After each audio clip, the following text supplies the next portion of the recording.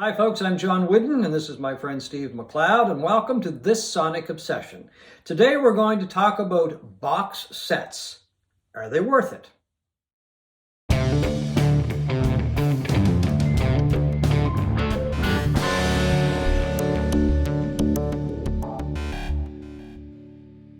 Today we're going to talk about box sets with one question really. Are they worth it? That's a very good question. It is, I think, a very good question. And I think the answer is some are, some aren't. Yeah, It depends. But we're going to talk about it a bit more than that, of course. Yeah. So what was your first box set? Well, I think my first box set, and I think it was yours too, was the Biograph box set that was released by Dylan back in the 80s, I believe. It would have been maybe 86, 87? Something like that, I believe. And I believe it was the first box set, the first of the run of box sets that came out. I could be wrong on that. I mean, I'm not counting like vinyl packages that came out in the 70s where had multiple albums. But the first real CD box set that came out in my mind was Biograph by Dylan, and I bought it and you bought it. And it was a retrospective of his career. It was it basically went back to the beginning of his recording career and, kind of traced it all the way up to the present day from when it was released. And then I think Clapton's Crossroads came out very shortly after that. It was certainly one of them, along with this Birds box set, which I have, which doesn't show up. It's just black. Yeah. The name Birds on it. It's on the side. It's very... Yeah. Oh, that's it. So, yeah. Yeah, silver. And then there's the Beach Boy one, Good Vibrations, which came out around the same time. And I was on board when these things started coming out. I just thought they were fantastic. Oh, they're great. And they cost a lot of money back then, I don't suppose you remember how much you actually paid for it. Well, let's take the Beach Boys, for example. I don't know. I would say it must have cost $60 or so. That was a lot of money back then. It sure was. But I'm guessing. Yeah. And then of course now you've got the vinyl box sets that are coming out that are worth cost a fortune. And that's just it. They're through the roof when it comes to the price of them. I think they start at like 150 on average and go upwards. Well, it depends on whether they're for instance, a box set like this, which I have, is the box set of Jethro Tull's Aqualung. I think this was probably 120 or something. I bought it secondhand, and it has the album remixed by Steven Wilson, and it has CD versions and DVD, Blu-ray audio, I believe, and alternate takes and all that. Do you ever play the DVD audios? I've got some in packages that I've got. Yes, I do. I don't know if I've ever played them, to be honest with you. Well, you don't have a DVD audio player. That's the problem. But I've never even asked somebody to play them or do anything with them. They just sit there and gather dust. I do. And in fact, this one, which is the Tom Petty Live Anthology, which was the first of the really nice box sets that came out that wasn't entirely on CD of Tom Petty's.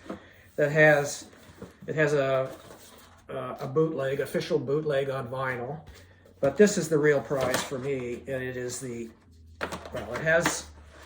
it has the CD version of 60 songs, 5 discs, but this is the real steal for me. It's the Blu-ray audio version of all 60 songs on one disc, and it's fantastic. What's the quality like? Oh, fantastic! Blu-ray audio is great. To me that it sounds very similar to really good vinyl. Never really caught on though, did it? No. Blu-ray audio. No, none of the high-res stuff that. The super audio discs and that never really. They're a niche. An audiophile niche, and certainly that. But they're expensive. They are expensive, but so is vinyl. Vinyl is. Vinyl reissues. The price of vinyl reissues is kind of crazy. Really. Yeah, I've talked about it. I've talked about this before. The Laura Nyro box set, which came out back in the fall. And it's amazing. It's got studio albums. And what did you pay for that? I think it was around $400. Yeah. So it wasn't cheap. But the great thing about that box set is that, it's got studio albums in it, and it's got this great booklet too. It's a brief history of Laura Nyro, but it's also got some some comments by a number of people that she worked with over the years, fans and that kind of thing, musicians. So that's, to me, it was well worth the price because it's really hard to find vinyl. You can find the odd used vinyl album of Laura Nyro, like Eli and the 13th Confession, Right. and New York Tenderberry, maybe if you're lucky, and that kind of thing. You can find it, but for me, it was a real treasure trove because finally you could buy all of this vinyl together. Because, as I said, it hasn't been available for a number of years, unless it's used or maybe Music and Vinyl. Music and Vinyl has released Eli and the 13th Confession. Right. So while it was expensive, it was well worth it because it's got that extra album in there and all the studio albums. The quality is great, pristine shape in a nice box, beautiful box. So that in that case, definitely worth it. Yeah, I think although they are expensive, it's worth it because of the care that goes into most of these box sets. Yeah. You know, the reissue, the vinyl reissues I'm talking about are, you know, you usually have somebody like Chris Bellman or Bernie Grunman, Kevin Gray, Ryan K. Smith, who's with Sterling Sound and does a lot of the reissues for Vinyl Me Please. Yeah, they put so much care into them and the packaging that it's worth it. And they seem to be going up in price, like in terms of there's value there, if that means anything to you at all. For instance, like I was looking at the just on Discogs just before I came on here and talking about the Beatles mono box, which The CD or the vinyl? No, the vinyl. The vinyl, okay. I mean, it's gone through the roof. Yeah, I'm not sure when they first came out several years ago, probably $350, $400 to buy the box.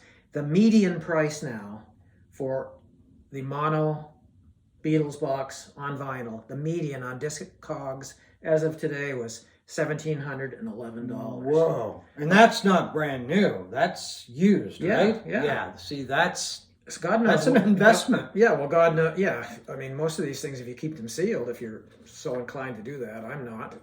Probably better return than.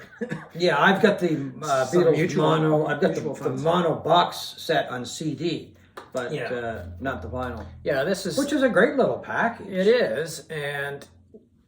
Do you remember what we paid for this one? I cannot remember. I'm just trying to remember what I did pay for. It was well over $100. Oh, definitely. But at that time, it was quite a bit of money. Maybe $120. And now these on CD, the median price on Discogs for this is $243. Oh, okay. So if I ever need some cash, I know what to do. But I mean, this is one of the first box sets that I ever bought was Beckology. Yeah. I've got that as well. And by Jeff Beck, of course. And it's a great package. Mm-hmm. You know, I mean, this was the time when CDs were just taking over. So they went back and they went right back to the beginning of his career with the Tridents and followed it right up all through his solo work. Well, the Jeff Beck group, Beck, Bogert and PC, you know, everything, the Yardbirds.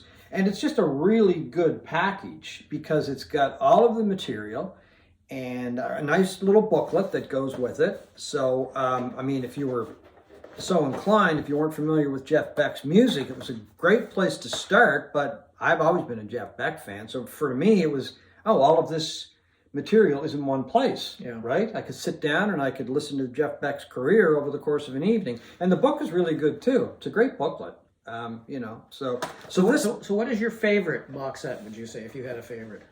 Jeez, I hope you thought about this before the week. I don't know if I really do have a favorite, because I find with a lot of box sets, it's, some of them are greatest hits. That's it, right? Well, that's the thing too. There are different kinds of boxes. You certainly have ones that just are basically greatest hits packages. Yeah. Then you have something like Clapton's Crossroads 2. Well, you have the live, which is the live stuff from the 70s, which is an incredible collection of mostly unreleased stuff. There was stuff that I guess appeared on some of his live albums or something. Over time, yeah.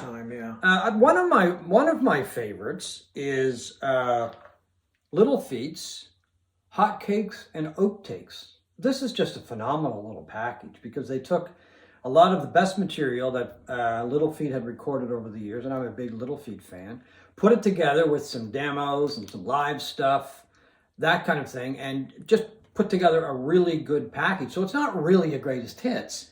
You know, it's if you can see, or you can hear rather, some of the tunes in their early days and that kind of thing, and live versions. So this is at the very top of my list because I love it, and of course it's got a great little booklet in it, all about the band, of course. Yeah, it's a very good. It's put out by Rhino. It was put out by Rhino. Yeah, there was a lot of work went into this. When did that come out? That's quite a while ago. 2000. Yeah, that is a very good one.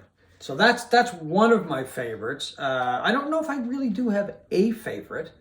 But this is definitely at the top of my list. Plus the Beckology. I mean, I love the title of that too, Beckology, right? It just has a really good ring to it. But another favorite would be this little baby, which is Bruce Springsteen's Tracks.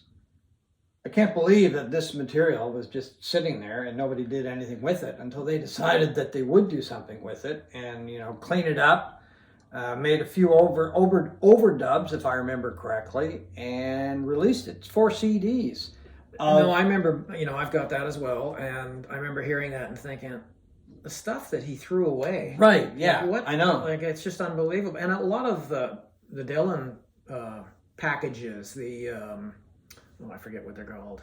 The bootleg series. The bootleg series is another one that just blows me away with the quality of the stuff that's on that. Those are really, they're not really box sets per se, but I guess they do have box set versions of them. Yes, yeah.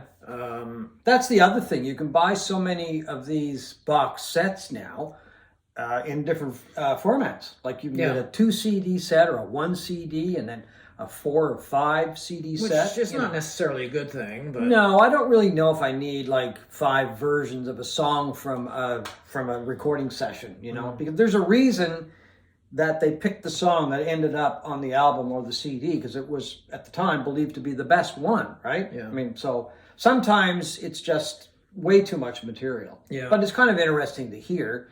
Maybe listen to it once, twice, and then I find a lot of times it's gone. Yeah. That's what I like about the Beck package because it's just it's material that's all great. Excuse me while This is one of my favorites. Well, I have both the Tom Petty ones. Can you hold that for a second? Sure. Yeah. Okay. Don't hurt yourself. No. And this is the first one, the complete studio series of Tom Petty. This is the first volume. And obviously it's got all the albums up until 91. 91. I didn't realize the first one went out. Yeah, and this was the second half when albums were thicker and bigger. Gee. They're among my favorites. I mean, but I also, love Tom Petty. In terms of CD boxes, this is one of my favorites, Roxy Music.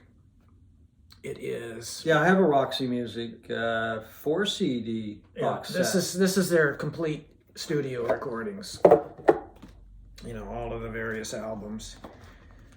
And it is just an incredible sound quality. You're not getting anything extra. You are getting this one disc that has singles, B-sides, and alternatives. But they're just flat transfers of the master tapes. And they sound so good and so warm. The complaint by some people on digital is that it's cold, and these are incredible. They didn't futz with the tapes. They just put them out as the master tape sound. Just a nice little package for people to and incredible sounding stuff. It's really the best Roxy music I've ever heard. And just not with the box sets, but I see that a lot of the Roxy, I'm not sure if it's all of the albums, but a great number of their albums or the band's albums are being re-released beginning, I think it might be April. I'm not sure. Oh, okay. Yeah, new I don't know. The packaging is not new, but remastered versions of many of the albums anyway. Another CD or another box set that I really like is this one, and it's called A History of UK Blues. And anybody who was anybody with the UK blues scene years ago is included on that. And it is just a great package. John Mayall, Fleetwood Mac, Blues Incorporated, Lonnie Donegan. Yeah, the well, album. he's kind of given credit as starting the whole, Yeah. you know, with the skiffle scene, right? Yeah. And Eric Clapton's on it, Jeff Beck is on it. Rod Stewart, Chicken Shack. Chicken Shack, a great British blues Yeah. band. Gary- So it's a great, not only an introduction to British blues, but it's just a great package of some of these groups that really didn't get a lot of attention, some of them anyway. 4 discs. 4 discs. And they did a lot for blues. And in my opinion, I mean, there are a lot of, the reason that I got interested in blues was because of what I heard coming from Great Britain, the UK. They turned me on to a lot of the different artists, you know, because they would do different versions of the old blues songs. That's where I first, you know, clued into blues, what it was all about. And they were always very respectful.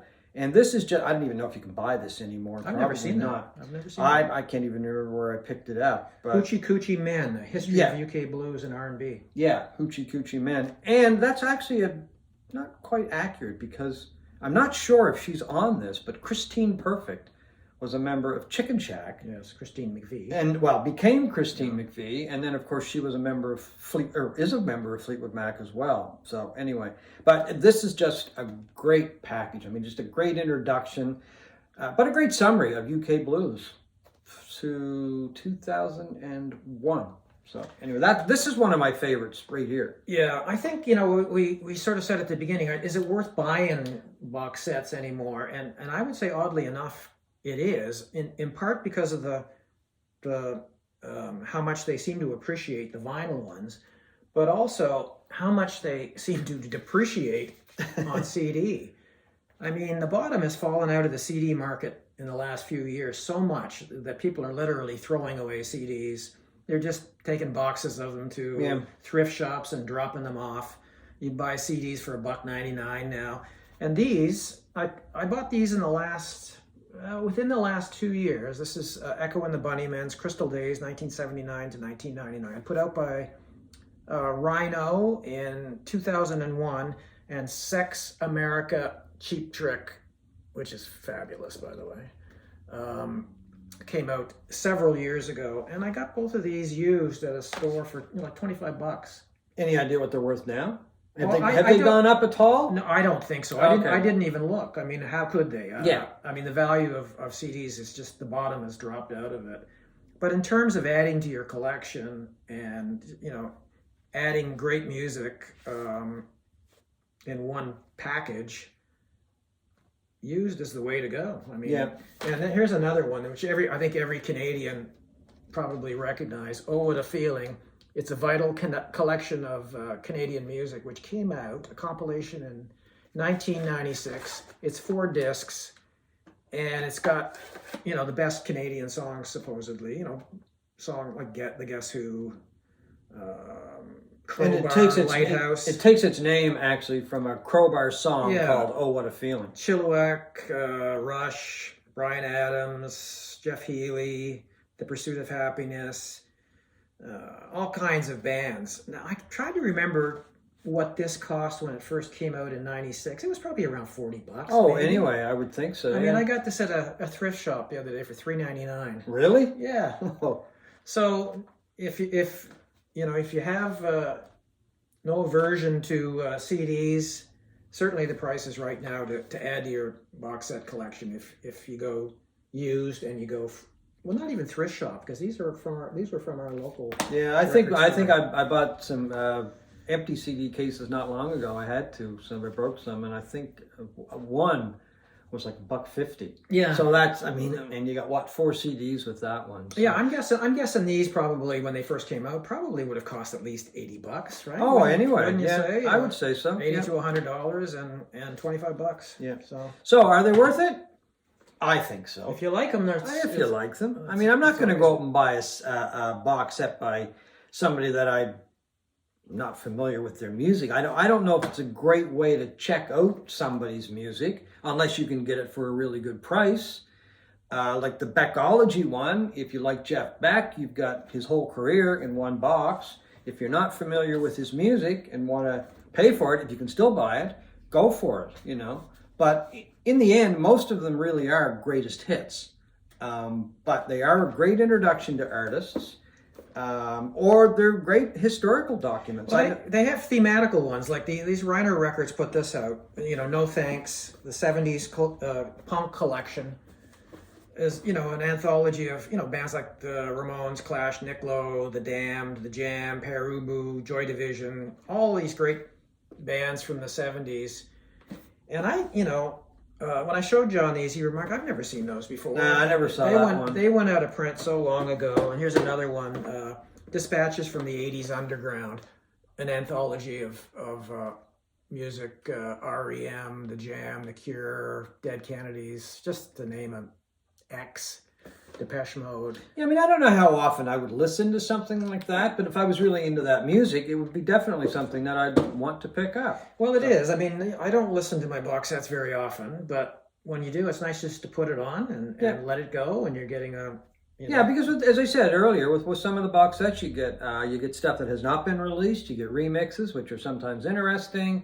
You get them remastered. You also get, in many cases, you get a really nice booklet, which is, you know, like reading a mini biography of a band or an artist. So yeah, my vote, definitely worth it. They're nice collectibles. Nice collectibles, yeah. So anyway, that's it. We both think box sets are worth it.